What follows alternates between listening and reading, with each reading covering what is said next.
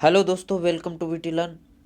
आज हमारी 12 नंबर विधि है अभिकर्मित अनुदेशन। अच्छा, ये 11 नंबर इसमें चल रहा है, थोड़ी नंबर की आगे पीछे हो जाता है, कोई बात नहीं, लेकिन 12 नंबर है, आप 12 नंबर लगा लीजिए।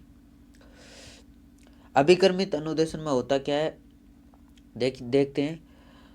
अभिकर्मित अनुदेशन का अर्थ विषय वस्तु को छोटे छोटे भागों में विभाजित करते हुए विद्यार्थी के समक्ष प्रस्तुत करना और फिर उस विद्यार्थी के द्वारा उस विषय वस्तु को संप्रेषण या स्वयं अनुदेशन सीखने के प्रयास करना। यानी विद्यार्थी को संप्रेषण और स्वयं अनुदेशन के सिखाने का प्रयास करना। जैसे फॉर एग्जांपल, मान लो आपके पास पहले आप सामने विषय वस्तु प्रस्तुत कर दी, उसके बाद कुछ प्रश्न, अब आपने उस प्रश्न को हल किया, उसके बाद आपको दी गई उत्तरमाला, तो आपको ही क्या करना है, मूल्यांकन करना है और आपको ही पता लगाना है कि हमारे कितने सही हुए कितने गलत। सर्वप्रथम इस प्रकार का विचार 5वीं सदी में सुकरात ने दिया। इस प्रकार का विचार 20वीं सदी के प्रारंभ में थॉर्नडाइक ने भी दिया। 20वीं सदी थॉर्नडाइक, और शुरुआत किसने की, से शुरुआत, से सुकरात। ठीक है, ऐसे याद कर सकते हैं आप। 20वीं सदी में ही अमेरिकी विद्वान डॉक्टर प्रेसे ने एक शिक्षण मशीन बनाई। उस शिक्षण मशीन में क्या किया कि डॉक्टर प्रेसे ने कि भाई शिक्षण किसके द्वारा, मशीन के द्वारा किया जाएगा। मशीन के माध्यम से विषय वस्तु किस प्रकार से प्रतिभागी को प्राप्त हो के लिए कर्मिक व्यवस्था की गई, परंतु उपयोग क्या रहा, असफल रही। यह प्रयास असफल रहा। वर्तमान अभिकर्मित अनुदेशन क्रिया प्रस्तुत सिद्धांत पर आधारित है, जो कि बी.एफ. स्किनर। अब आप बी.एफ. का बॉयफ्रेंड स्किनर मत लगा लेना, वैसे याद कर सकते हो आप, ज़्यादा बड़ी बात नहीं है। बी.एफ. स्किनर ने अपने मित्र हॉलैंड के साथ मिलकर ये क्या किया था, वर्तमान अभिकर्मित अनुदेशन को लागू किया था।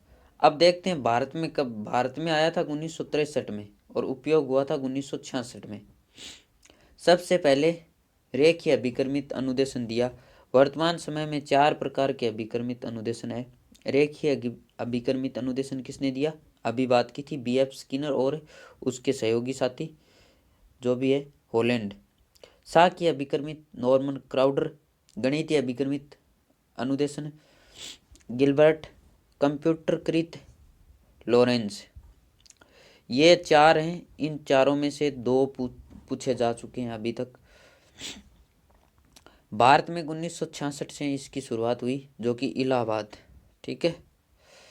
रेखीय अभिकर्मित अनुदेशन 1954 से 54 ईस्वी में बी.एफ. स्किनर और हॉलैंड। इस अनुदेशन में प्रतिभागी के पास जो विषय वस्तु भेजी जाती है वह छोटे छोटे अंशों या भागों में क्रमशः एक के बाद एक भेजी जाती है। इसीलिए सतत रूप से जाने के कारण एक रेखीय जैसी आकृति बन जाती है। इसीलिए रेखीय अभिकर्मित अनुदेशन देखते कहा जाता है। देखिए, frame number 1, frame number 2, frame number 3 और फ्रेम नंबर अनंत।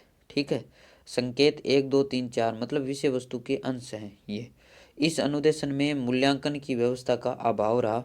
अभाव मतलब अभाव नहीं था, मतलब मूल्यांकन की व्यवस्था नहीं थी इसमें, इसलिए ये अधिक सफल नहीं माना जाता। दूरस्थ शिक्षा प्रणाली में उपयोग और कर्मचारी लोग होते हैं उनके लिए उपयोगी है। बैंकिंग और बड़ी कंपनियों के लिए उपयोगी है।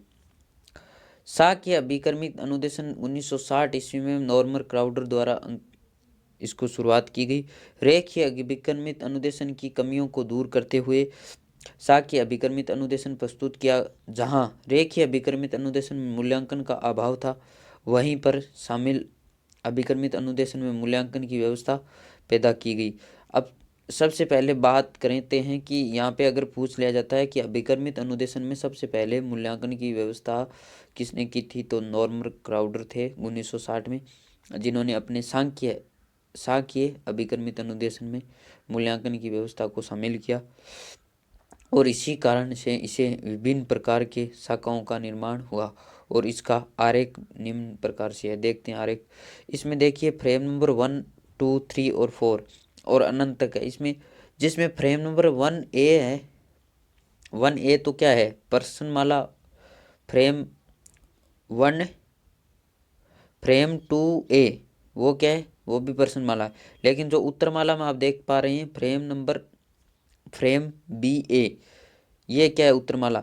इसके साथ साथ अगर हम बात करते हैं कि जब भी कोई विषय वस्तु भेजी जाती है उसके बाद जब दूसरी विषय वस्तु जाने से पहले क्या जाता है, फ्रेम नंबर 1A जो कि है पर्सनमाला।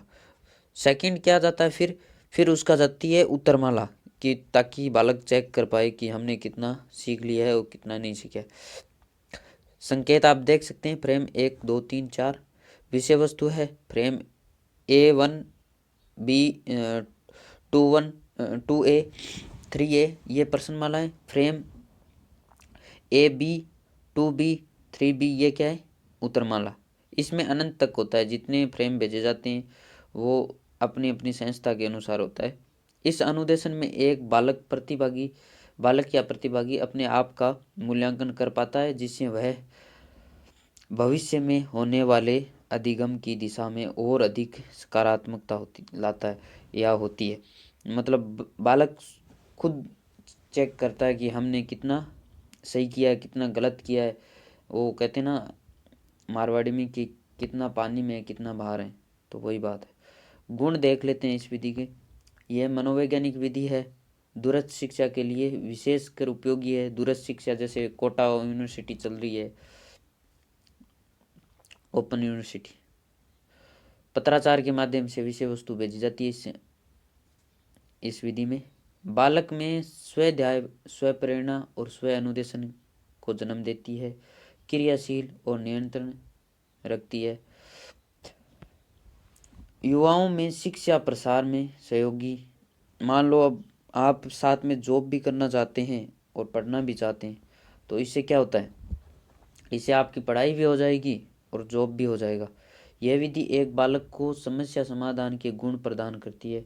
अब भाई शिक्षक तो है नहीं सामने, आपके पास विषय वस्तु है और उसके प्रश्न हैं और उत्तर हैं, तो आपको ही देखना है कैसे ये सही हुआ कैसे नहीं हुआ, ये सब आपके सामने है।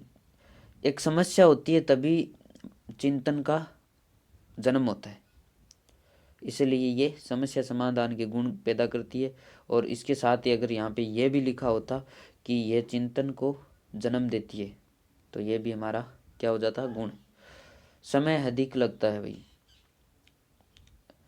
और परिणाम देरी से आते हैं, क्योंकि विद्यार्थी के ऊपर होता है कि कर लेंगे, अगले साल कर लेंगे, ऐसे करते करते टाइम निकल जाता है। विद्यार्थी में आलस्य का जन्म होता है, क्योंकि मान लो कोई प्रेशर नहीं होता है इसमें, कई बार अशुद्ध ज्ञान पैदा हो जाता है, कई बार अशुद्ध भी ज्ञान पैदा हो जाता है।